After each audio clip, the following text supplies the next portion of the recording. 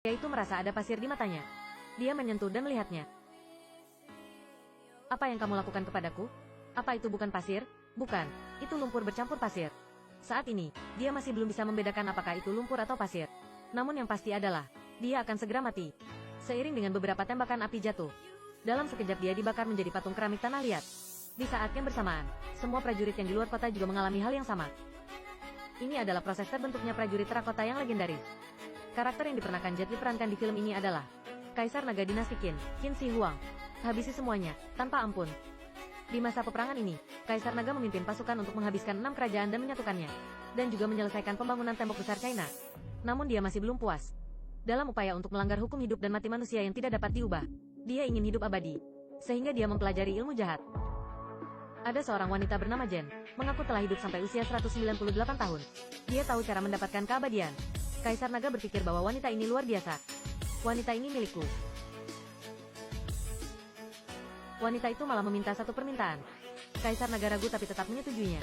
Namun ketika wanita itu selesai melafalkan mantra abadi, Kaisar Naga memotong tubuh sang jenderal menjadi beberapa bagian dengan 5 kuda di hadapan Jen. Permintaan Jen adalah untuk hidup bersama jenderal. Kaisar Naga juga orang yang kejam. Jika dia tidak bisa mendapatkan apa yang dia mau, maka akan dia hancurkan. Dia tidak hanya membunuh sang jenderal, dia juga menikam Jen. Mengutuk Kaisar Naga dan prajuritnya menjadi prajurit terakota, lalu membawa pergi gulungan pembuka segelnya. 2000 tahun pun berlalu. Sebuah tim arkeolog menemukan sejumlah besar prajurit dan kuda terakota. Ini adalah makam tempat Kaisar Naga dimakamkan. Tanpa diduga, saat memasuki tempat itu, mereka terkena serangan jebakan. 1 orang tewas terkena gas di tempat.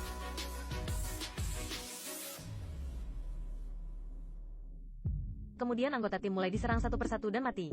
Tersisa 2 orang mengandalkan pengetahuan yang mereka pelajari dari catatan perampokan makam. Akhirnya membuka jebakan terakhir. Di dalamnya, terdapat prajurit dengan 4 ekor kuda.